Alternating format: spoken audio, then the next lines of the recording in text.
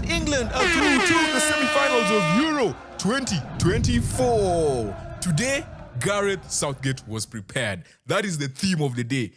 Today, we don't want Southgate slander. I am here to give him his props. He needs his props. This review is basically a Southgate review. So I'm just going to break down everything he did today that impressed me, things that I feel like we actually just need to give Southgate credit. This one today is all Southgate. First of all, I have never seen an England team so prepared coming into a game. From the moment they started the game, from how they pressed at the beginning of the game, how they nullified Switzerland, which we'll get into just before the penalty shootout. Right now, there's a picture I've just seen of Pickford with the penalties, like where he should dive just before the penalty shootout on his bottle. I mean, that's something that always happens. But you could tell how calm he was. Southgate does not give a crazy long speech before the penalty shootout. And he looks decisive. He's like, yo, listen, this is what we're going to do, blah, blah, blah, blah, blah. 30 seconds is done. Guys, we're going to the field. Pickford is relaxed, he's laughing before the penalty shootouts. Everyone before each penalty is taking a deep breath. Like, they were so prepared. That thing of taking a deep breath is very simple, but it makes a big difference. If you look at, because I watch a lot of rugby, after a team has considered a try, they go and form a huddle. Nowadays, I feel like everyone is doing it, but it's more of a mental thing. They just take a deep breath, and then we come back together and be like, okay, how are we coming back into this game? And especially when they're under pressure. If they're under the pump and they might lose the game and it's late in the game, that's what they always do. And let's get into our systems, let's get into our game plan and execute. That is what England did today. Like, every single aspect today, I have to give Gareth Southgate credit. The guy was super prepared. There's an amazing article that I've talked about so many times on our lives. Shout out to everyone who's on our lives. That talks about how the coaches who take the longest to actually brief their team just before the penalty shootout are always at a disadvantage, because you end up either giving too much information, or you don't show enough authority to calm them down, or you make them even more nervous, right? But the coaches who give the shortest speeches just before that, or whatever, motivational talk, whatever you want to call it, those are the ones that are the most successful. I will share that link. Just make sure to reach out to me. I'll share it with you. So, England, things that Southgate did well today. Number one, they nullified Switzerland. I have also done a video which took me quite a long time. I hope you guys get to watch it. It's on YouTube as well, of how the Swiss and the Spanish wingers overload one side. So Lamine Yamal and Nico Williams both go to one side, either the left or right, at different moments in the game to overload that side. And they create so much space in the middle. For Spain, they create space in the middle for runners, late runners into the box, but also for shots.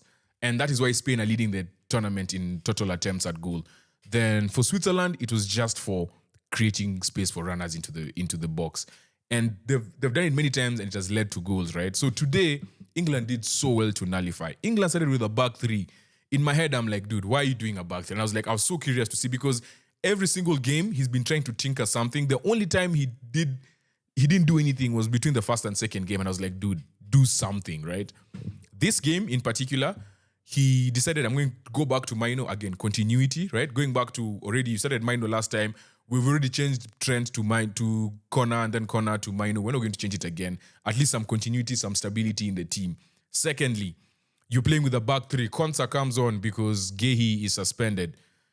That did five things in particular. Number one, it forced Saka to get the ball a bit higher. Saka is now not getting the ball in the middle third. He's getting it in the final third. He's getting it closer to the opponent's goal. He can do more damage when he's given a shorter, like a smaller space to work with, like distance, or rather, smaller distance between him and the goal, as opposed to giving him in the middle of the field. Like, he's not dangerous there. He has to work so hard just to beat the first man. Then he still has to go and make a run into the box, or like, it's just too much. Secondly, Trippier was so high up. Trippier was the highest player forward. And in fact, Trippier was, I think, might have been caught offside once or twice. But in the first 10 minutes, England were caught offside 3 times. That just shows you the difference in mentality in this particular game. Third thing, Declan Rice was now higher up. Rice was now playing as an 8 more than a 6, right? They didn't have one sitting 6 per se, but Rice did it at times, Maino did it at times. And they were playing off of each other. Maino was carrying the ball into the middle of the park and like really driving forward. And when either of them is driving, the other one is staying behind. Knowing very well they have 3 defenders at the back, there's more they're more at ease, where it's like, as opposed to you're playing with a back four and the two fullbacks move up and it's two defenders, at all times one midfielder has to be like, okay, I have to be back type of thing, right? Number 4, Phil Foden was now playing much more central because Trippier has pushed up on that side. He's playing wing back. Rice has pushed up on the other side, sort of playing wing back as well. Saka has pushed up, playing wing back on the right side. It meant Foden can now come to the middle. And then the fifth thing that did was that when Foden comes central, now Bellingham can move forward, can make those runs into the box. For me, I feel like today he did so many good things, and we have to give him credit. We just have to give Southgate credit where it's due. Again, they really nullified Switzerland. Switzerland have been really good at breaking down teams, really good at turnover of possession. Even Xhaka, who has been so comfortable most of the tournament, was getting pressured from different areas, which is something he wasn't used to, right? Because now he's being pressured from the back, from the side. Like a striker would easily fall back. There's one particular instance where he held the ball and then Foden pressed him from outside that he didn't expect and just took the ball from him. It was like, you could just tell from his face, like this is something, part of the game plan they had not seen from England before. So you can't prepare for something that someone else hasn't done, you know. So yeah, we need to give major shout outs to Southgate. Another big thing he did, once Switzerland scored, he made the subs within 3 minutes. Everyone was on, right? And actually, we need to speak about Jude. Did Jude actually refuse to leave the field? Because it looks like he or maybe I was tripping. I feel like I saw 10 go up and he was like, nah, I'm not going. But maybe he knew the subs that were coming, or maybe he just knows I'm not coming off. I don't know. So guys, can you please confirm that in the comment section? Because I feel like I don't want to say he refused because I don't think he was defiant, but he probably was just like, why? How could I possibly be taken off type of thing? But later on, it was confirmed it wasn't him coming off. It was Maino, Konsa, and Trippier that were coming off. So again, good substitutions. They didn't panic even after the goal went in. Then something else that he did was, once they equalized and they went into extra time, because at that point, I always expect Southgate to make a defensive change. Now that he's brought in Eze, Palmer, and Shaw, instead of switching and bringing back a centre-back and going defensive again, he's like, no, let's stick with these guys. Let's see what they can give us going into extra time, which was much more positive than we've seen Southgate before. There's a lot that he did in this game that was different, but also out of character, which is shocking. But at the same time, it's like, okay, has he seen the light? What we know for sure is that going to a semi-final is going to be even tighter. So I don't know. I don't know what's going to be next. Quickly into the goals, Embolo was causing so much havoc. Again, as I've said, Ndoye and Vargas are the two dangerous people for Switzerland. They were kept quiet for most of the game. Freuler, Rieder, and Ebisha just behind them are the guys who just move everywhere. They had to do a lot of defending today because Trippier is pushing the entire team back on one wing, Saka on the other wing, and Bellingham right down the middle. So they were not as fluid as they normally are. They didn't have as much freedom as they're normally given. I was very, very impressed by how England played against Switzerland to just nullify their strengths completely, like just nullified all their strengths. Then, so Embolo gets into the box, manages to get on the end of a Ndoye cross. Stones kind of got a touch into it that just takes it into Embolo's path to make it 1-0. He tries to take his shot off, the thing refuses, and we're like, dude, we've seen. So pretending like we didn't see. Maybe he thought about, misses next match. Maybe he's seen that graphic so much, as like, hey, let me not take it off. Then, obviously, the man of the moment, Bukayo!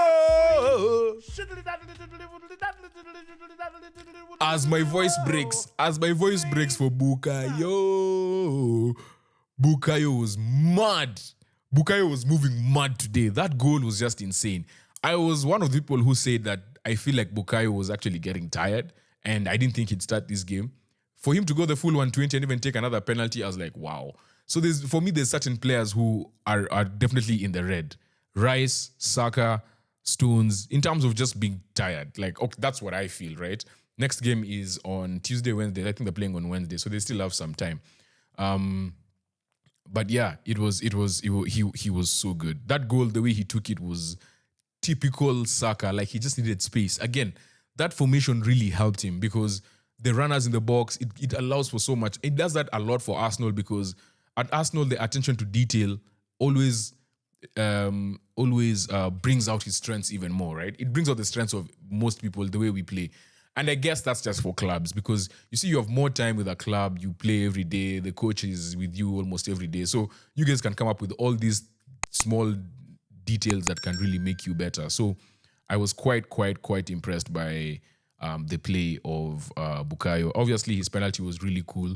He was smiling after, he was so happy. So this team was quite relaxed today. I'm not even gonna lie. I was taken aback. I was like, what? Like, is this the same England? But yeah, anyway, England are through, Switzerland are out. Spare a thought for them. They've played their part in this tournament. They've been very good. I just feel like Murat Yakin, the Swiss coach, was just outthought on this occasion, and he just didn't have the personnel to switch it up enough. And this is also the first game where it's gone to the penalty shootout, and someone who's been brought on to come and take penalties doesn't actually miss, since everyone has been missing. Shaqiri came on and really slotted his penalty. Mad. Akanji is the one who messed up his penalty, and there might be a Man City agenda coming soon, but yeah. So yeah, shout out to England. Through to the semi-finals of Euro 2024, and they will now face the Netherlands.